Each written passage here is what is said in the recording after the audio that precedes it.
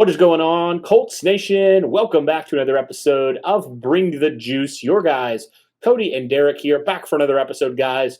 It's been a couple days here, but here we are, back recording another episode. Derek, looked like you had a fun weekend, man, with bachelor party and all that stuff. How are you doing? Oh, man, I'm doing great, man. Yeah, the bachelor party over the weekend was extremely fun, amazing time. So I'm just glad to be back and be able to finally do some episodes. I missed you guys. Absolutely. It's so fun. After you don't do it for a couple days, you do miss it. You do miss the grind and just being able to talk Colts football. So glad that we were able to both be back together here. And guys, it's a point in the offseason now where there's not a whole lot going on, right? It's kind of the dead period until training camp happens at the end of July. So, a lot of stuff's down, numbers are down, people have kind of tuned out for the summer. But guys, there was a lot that happened this offseason, like a lot of new players that the Indianapolis Colts got, whether that was via trades, whether that was free agent signings, whether that was draft picks. And so what we wanted to do, guys, we wanted to talk about our list here of the top 6 Indianapolis Colts who we believe will have the biggest impact here in the 2022 season. There's a lot of guys to pick from, a lot of guys that didn't quite make the cut here on this list, but we wanted to talk about the guys that we think will have an impact immediately on this team here in the immediate future. Maybe not guys that down the line will, but we're talking about more of the immediate here. So starting here with number 6, we're going to start with a guy the Colts brought in, and I thought was one of the most underrated moves. I actually had to look back, Derek, at this move and be like, oh man, I can't believe I forgot about this move. That's the Colts bringing in Rodney McLeod, safety, formerly with the Philadelphia Eagles for a number of years.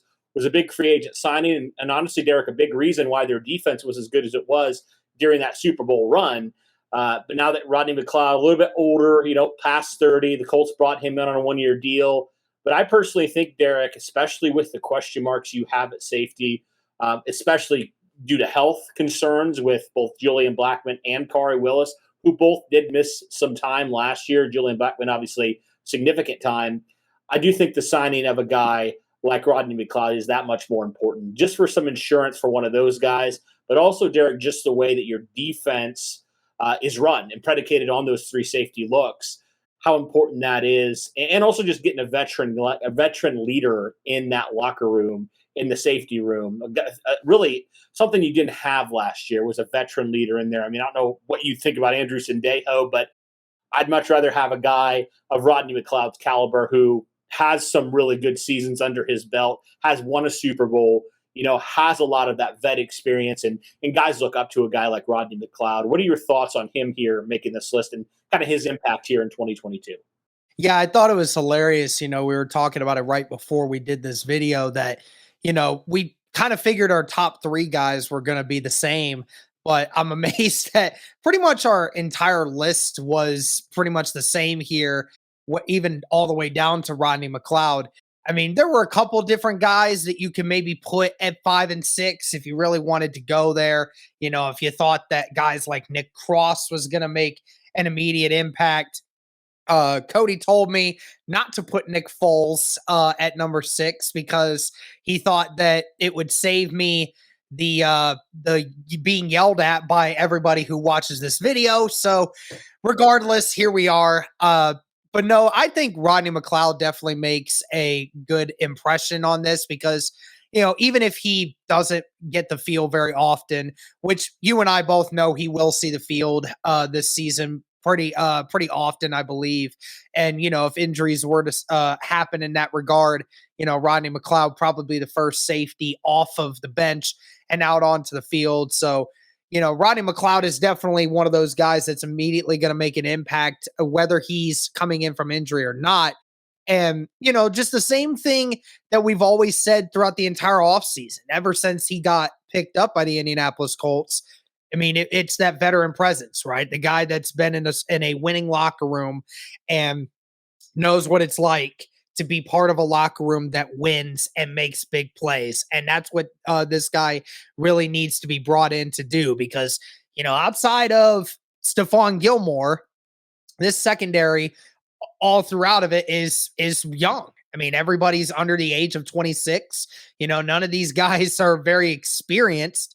Most of the guys, other than Kenny Moore, who's about to maybe get another extension, most of the rest of these guys are under their first contracts. So, I mean, these are young guys, and we keep talking about it throughout the whole defense, that immaturity sometimes, or the inability to understand what it truly takes to win just because they've never been there.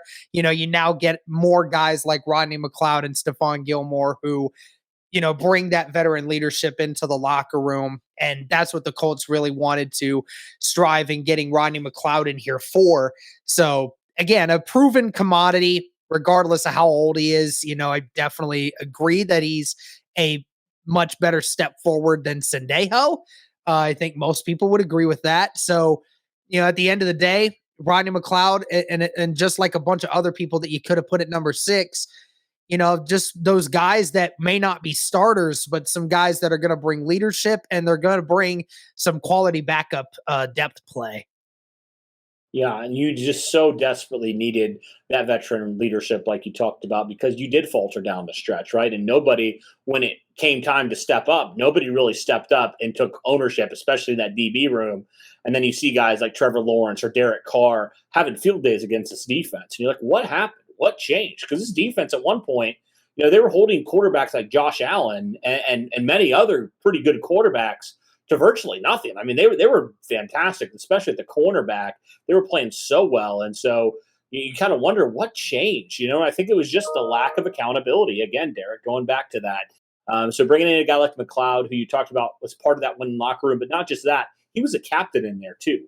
He was one of the most respected guys in that Eagles locker room for many years. And so you bring in a guy like him who just brings in all that vet experience. I think it's just going to serve you so well down the stretch for what you want to do with, the gruel of the NFL season. Some guys are bound to get injured. Just having a guy that, yes, has that vet leadership, but also can still play. Rodney McLeod is still a really, really good player. I know our buddy Zach Hicks was kind of comparing the signing to the Chris Reed signing from a year ago, right? He was talking about that. He said he thinks he could have that kind of impact for the Colts this year. So we'll see exactly what happens, but I think he deserves to be on this list just because of the veteran leadership and the quality play he can still provide for this team. We'll see how much he gets on the field this year. I think he still will get, like you mentioned, a good amount of snaps for this Colts team, but we shall see what that looks like. But that is our number 6, guys. Now number 5 for us. Let's move on to a draft pick. And this guy, physical freak, we've talked about it to death at this point, but Jelani Woods is unlike any tight end the Colts have on their current roster. I mean, he's bigger than Mo Alley Cox, but he also can move. He's got the physical tools, to be able to, it was kind of crazy when I was able to watch some of his highlights and some of his tape. I'm like, this guy does not move like he's 6'6", 260 pounds. I mean, this dude can move. He actually has a lot of athletic ability. Like you notice the difference between him and, for example, Mo Alley Cox immediately. I mean, he is just supremely more athletic than Mo Alley Cox, while Mo still has the physical tools. He's a little bit awkward with the ball. Let's just be honest. But Jelani Woods is not. Jelani Woods is not at all. And so it's just really exciting. I think the question, Derek, though, is kind of what is his role going to be? Because you still do have 2 other tight ends. You have Mo Alley Cox. You do have Kylan Granson. So you kind of wonder what kind of roles you're going to carve up in this offense. But I think just purely because you don't have a tight end that can quite do what he can do, he's going to get some opportunities, and I think he's going to have a chance early to make some big plays for this offense. Oh, yeah, absolutely. I mean, Mo Alley Cox is really the hooper, the guy that, can go up and get the balls that you want to do in the end zone. But then, Jelani is a little bit more of the guy that can do everything in the middle of the field. He is the guy that is a little bit more athletic than Mo Alley Cox. And I mean, again, Mo Alley Cox has the hops, I'd say, more than what Jelani has at the moment.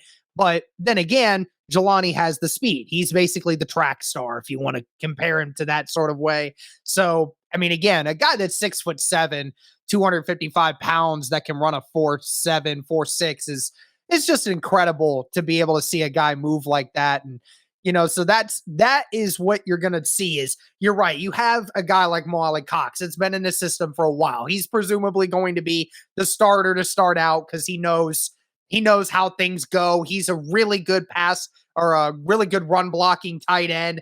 He's a guy that can still get you something in the red zone. So he's probably going to be the guy that starts right away. And Kylan Granson, I mean, again, people say Kylan Granton's going to get pushed out here at some point. I really don't think so. I think he definitely deserves some kind of role in this. But at the end of the day, they drafted Jelani Woods at 73 for a reason. I mean, it's just the physical tools of somebody like this is just incredible. You don't see people like this every year. You see maybe one prospect like this every 5 or 10 years at this spot that is that kind of athlete. So, what you can do with a Jelani Woods is that wow factor. It's that it factor. You wonder if you can tap into that and get something out of it. So, again, he's going to be a matchup nightmare for anyone that you put on him in the pass game. He's big enough that if you can teach him how to run block and pass block better, this guy is going to be efficient at that because he's bigger than any other. He's pretty much as big, if not bigger, than any defensive end out there. He can help with blocking off the edge, things like that. So, he plays a significant role here because he may not get all the snaps that we would see and may not quite get the targets that we expect. But when you're a defensive coordinator, you have to account for when Woods is on the field because you know what the tape shows you and what the potential is for him. So again, Woods going to get a lot of snaps, and I can't wait to see what he does because that physical specimen, we thought Molly Cox was one. I mean, Jelani Woods just takes that to a whole nother level. Yeah, and some for sure. Just another matchup nightmare for defenses. I mean, who are you going to put on him? You're going to put a safety on him. Okay, he's bigger than the safety. You're going to put a linebacker on him. He's faster than linebackers. So what are you going to do? Like, it creates a huge problem for defenses. And just, another part of the arsenal for Matt Ryan.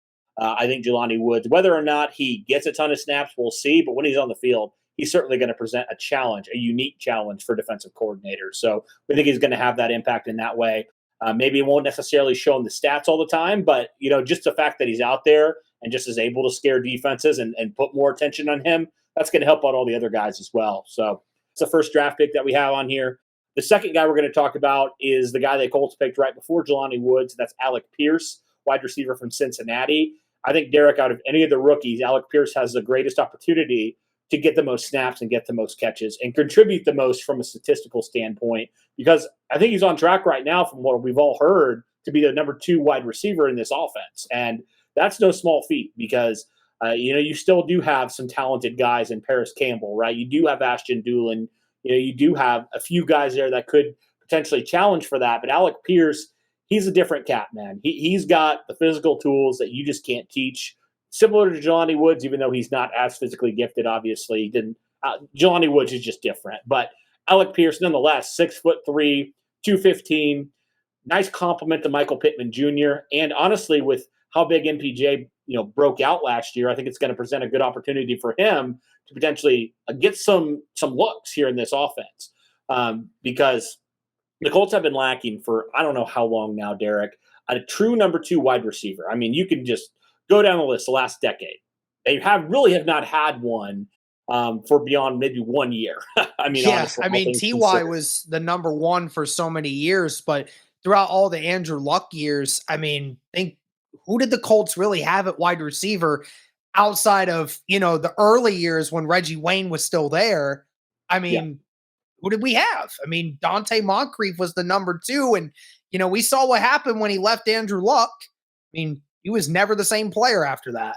Yeah. So needless to say, the Colts have been in desperate, even in the Chris Ballard era, they really have not found a legitimate number 2 wide receiver for a number of years. They've had T.Y. Hilton in kind of that role the last couple of years, but he's kind of been on the steady decline.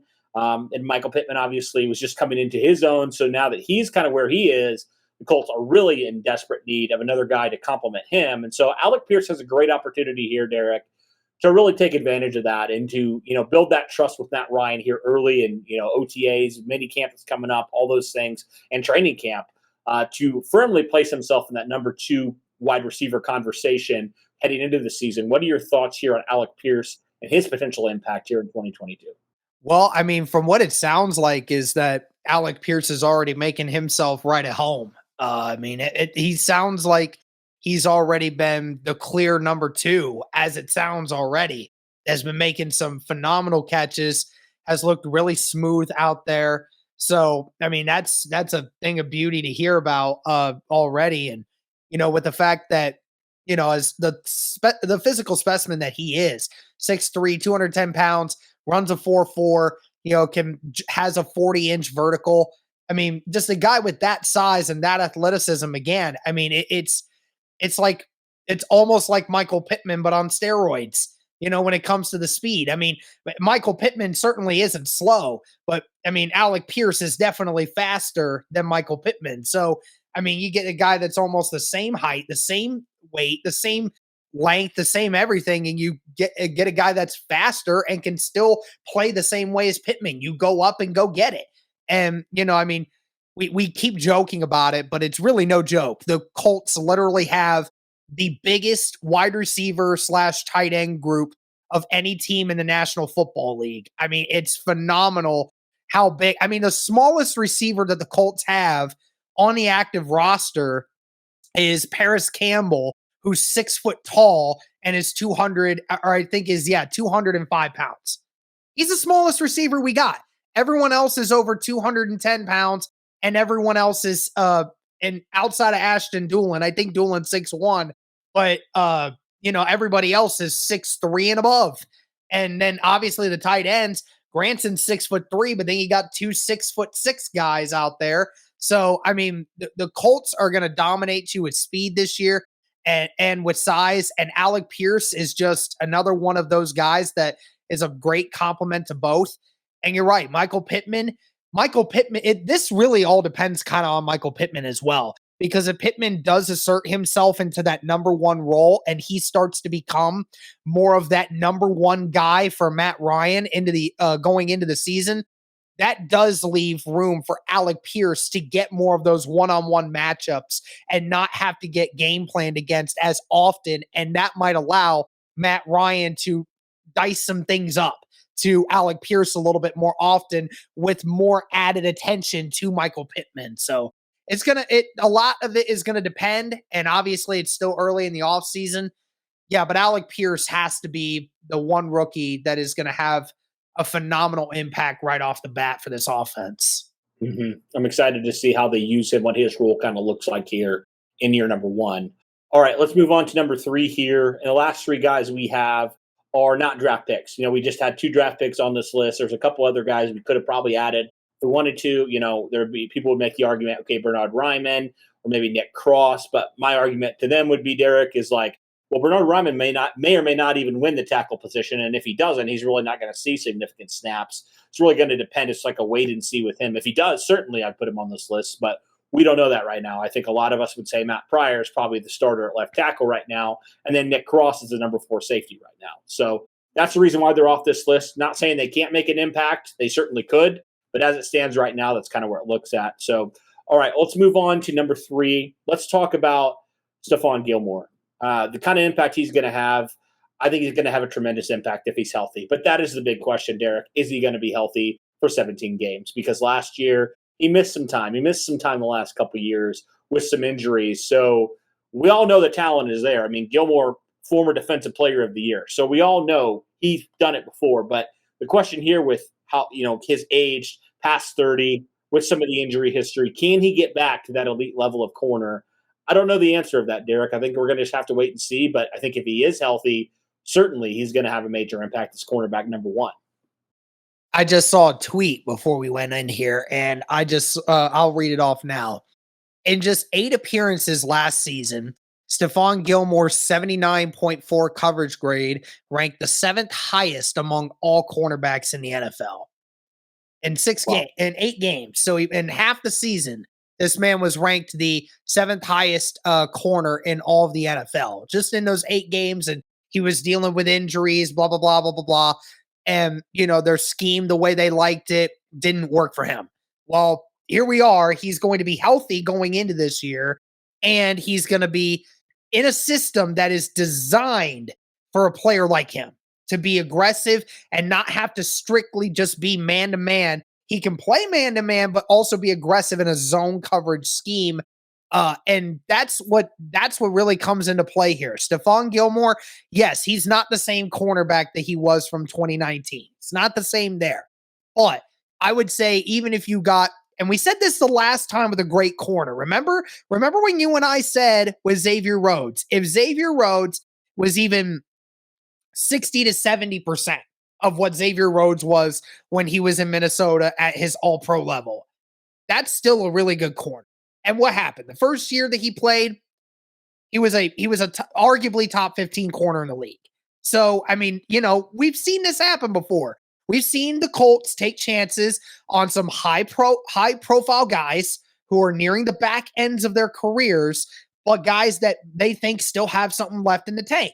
And, if the injuries didn't hit Xavier Rhodes as hard as they did last season, Xavier Rhodes probably would have been a little bit better than what he was. So, but by the end of the day, I saw them do this once, and I'm right on the same boat as I am with Stephon Gilmore here. I don't think he's lost that much of a step as some people might lead them to believe. Again, in half a season last year, even dealing with injuries, he was still one of the best cornerbacks in the league. He's still a shutdown guy. He's a guy that is now your veteran of the secondary group, the guy that's actually going to be on the field starting and being the main communicator in the secondary. This is the kind of person that you want in your locker room and on the football field when the ball hits the field. Okay, that's what you need. And he is the guy that is going to make things happen a lot for this team. And the great thing is teams are going to have to account for him. And he knows that, and he knows that it's going to help lead to a lot more opportunities for some of these young guys to step up, aka Isaiah Rodgers. We're going to see what Rodgers is made of this year because they're going to target him a lot. Even though we know that both Stephon Gilmore and Isaiah Rodgers last year were some of the best corners in the league at man-to-man coverage. So if that turns out to be the case again this year, Stephon Gilmore is about to make this defense, this secondary, like virtually impossible to throw the football against. That's the hope, man. That's the hope. We would love for that to happen because last year the defense did show a lot of growth, I think, in the corners, like I talked about earlier, specifically guys like Isaiah Rodgers, and some of those boys. So, yeah, Stephon Gilmore, another vet in there, similar to Rodney McLeod, is going to have a big impact. He's been there, done that. His resume speaks for himself. And he's going to be able to teach those young guys a lot in this locker room. That's something the Colts really lacked was that experience in the corner room last year, right? I mean, Xavier Rhodes, but he was, like you said, he was dealing with his own stuff, his own injuries. So the Colts now, if they can have Stephon Gilmore back to, like you said, 60, 70%, but he can stay healthy, you'll sign up for that every day of the week. So excited to see what Stephon Gilmore does if he is healthy out there, ready to go week 1. All right, top 2 here. No surprise, these guys are the top 2 because these two, in my opinion, and I probably in your opinion too, Derek, the most important things to being a successful team is getting after the opposing quarterback and having a good quarterback of your own. And so we're going to go just like that. Number 2 is going to be Yannick Ngakoue. Number 1 is going to be Matt Ryan. No shocker there, but let's talk about Yannick Ngakoue here first. I mean, the dude, the resume, just like with Stephon Gilmore, speaks for itself. But here's the thing. Yannick Ngakoue has been extremely healthy, extremely durable, knock on wood, throughout his career, right? He consistently gets after the quarterback 8+ times every year. He's shown that. That's something, if you ask me the last couple of years to define this Colts defensive end room, one word that would come to mind is inconsistency. Inconsistency. Flashes, but inconsistency. Every single time, Colts could not consistently get pressure on the quarterback. That's why, in that Buffalo game, in the playoffs, they couldn't close that game out. That's why last year, down the stretch, couldn't close out the season. They could not get after the quarterback when it mattered. And so you get a guy like a proven guy like Yannick Ngakoue, who has given the Colts a lot of issues in his time, whether it was with the Jacksonville Jaguars, with a couple other teams he was with. Yannick has constantly been a force on the edge. And just to get a proven guy in there, I think was one of the best moves Chris Ballard has ever made. I think it's going to pay big dividends, for especially, Derek, for what you gave up, only going a player for player and getting a guy like Stephon Gilmore to kind of fill that void. To me, it's just like this was one of my favorite trades I think Chris Ballard has ever made. What are your thoughts overall on this trade for Yannick Ngakoue here? Yeah, I mean, I totally agree with you. It's definitely been one of the better moves that Ballard's made throughout his tenure here at Indianapolis. I mean, you Would you put it up there with the DeForest Buckner one? I don't know. I'd say right now, I'd probably put it just at 1A, 1B. It's very similar, but in some ways, we're going to figure it out. We're going to find out what Yannick Ngakoue still has left in the tank. And, we almost every single Colts content creator that we've spoken to, it feels the same way about Yannick, that he's only 27. This guy's still in his prime. Pass rushers like him, they don't go out of their prime until they get into their late 30s. We've seen some edge guys still perform really well at a high level that have performed at the highest level even when they were at that age.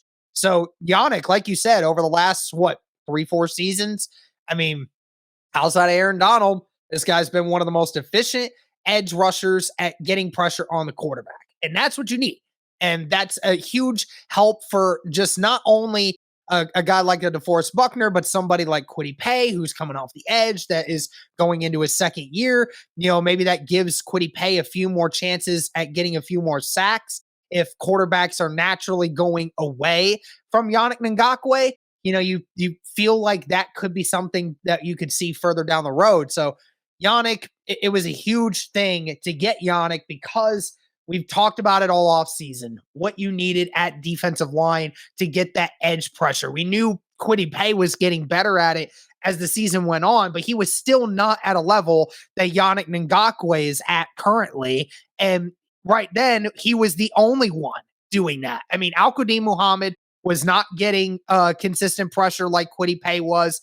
Kamoko Toure was doing that, but the problem is we didn't play him. So, that was ineffective. So you had these situations where Kwity Paye was really the only one doing it, and everyone on the other edge, it just didn't matter. You take your left tackle or right tackle against that matchup anytime. So DeForest Buckner had to face a lot more issues. So now you have a situation where maybe, just maybe, you might take a few double teams off of DeForest Buckner. And we know when you try to just put one man to block DeForest Buckner, that almost never works. Almost never works. And even if it did work, then Yannick is going to get just man on man off the edge, and we've seen him do what he does. So, it was a phenomenal trade when it happened. I was insanely happy, just like you were. We were both insanely happy that Ballard knew that we couldn't just get complacent with the guys that we did have. It was time to find a bona fide stud to help improve that unit right now. And that's what Yannick does. I'm excited to see what kind of impact he makes on this edge room. Honestly, and this might be a little crazy for some people, but I think Yannick is the best edge player the Colts have had since Robert Mathis. I really do. I feel like his potential is sky high, and he has a potential to be that stud pass rusher still for a good 5 to 10 years. Maybe not 10 years, but somewhere in between that maybe, because he is only 27. So this is a move for the present, but also for the future, which I really like. And I appreciated that Chris Ballard finally just put his hands in the air and kind of said, you know what, we've tried the draft route. We have a couple guys we still like. Well, we need to get a proven guy in there. And they finally did. So I think that's going to just be huge for this team. If they have Super Bowl playoff division aspirations and things of that nature, they got to be able to get to the quarterback, especially when they get to the playoffs and face some of those elite quarterbacks. We all know so many in the AFC, they're going to have to get after the quarterback. So, and then we talk about Matt Ryan at the one. I think this one's pretty obvious, pretty clear. The quarterback drives the whole thing. You can have the most talented team in the world, but if you don't have a good quarterback play, you're not going to go very far in the playoffs, if reach the playoffs at all. And that's what we saw with the Colts down the stretch when they clearly did not trust Carson Wentz to lead their team, into the playoffs. And I do wonder in the playoffs what would have happened with Carson Wentz. Would they kind of have, continued to rely on Jonathan Taylor? We'll never know. But all that to say, they didn't trust Carson Wentz, so they shipped him out of town, got Matt Ryan, who was not in a great situation with the Atlanta Falcons the last couple of years, but now he finally gets to be on a team that, you think from what you can tell on this Colts team has a lot of nice pieces around him to complement Matt Ryan. And I think that's the exciting thing is the sky's the limit with a guy like Matt Ryan, a little bit older, but he still has it as a quarterback. He still has the arm. He's maybe not the quarterback he was, in his prime and everything, but he's still a darn good quarterback. Certainly has a lot more left than Phillip Rivers did when he came to town a couple years ago.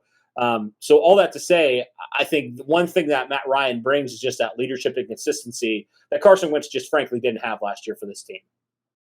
Yeah, I mean, what Matt Ryan's going to be able to do for you is, not only to be a better quarterback on the field, but I think the underestimating factor here is what what he provides in the locker room. I think that's something that we don't talk a lot about when it comes to what the whole quarterback situation was for us last year. Again, Carson Wentz got along with everyone. He was a good teammate. Was he a great leader in the big situations? I don't think he was. And, was he as interested in detail as what Matt Ryan is? I don't think he is. So at the end of the day, they've already been talking about it, that Matt Ryan has been, quizzing these guys on different things, has, been, up their butts on a lot of different things already. So, they said it's good to have somebody like that in the locker room. Said it reminds them a lot of Andrew Luck. And that's a great thing to hear, because Andrew Luck was the exact same way. That nerd that just always kept quizzing you on things to make sure you knew what was going on. And that's a great thing, because then these guys will be a lot more better prepared for the weeks to come when it comes to important moments and specifically games. So, it's great to hear that Matt Ryan is already asserting himself as that kind of a leader. And I'm excited to see what Matt Ryan does. I don't have a lot of words to really explain what my level of excitement is for him. I'm just happy that he's our quarterback. I'm glad that we're able to get a hold of him. And I can't wait to see what this offense and this team looks like with a true veteran under center. Yep. So that's our list, guys. Let us know your thoughts on the guys that'll have the most impact. Are there any guys that you would have added to the list? Maybe we didn't. Are there any guys you would take off? Do you agree with our ranking? Let us know all those things in the comments below. Can't wait to read your guys' discussions and all those good things.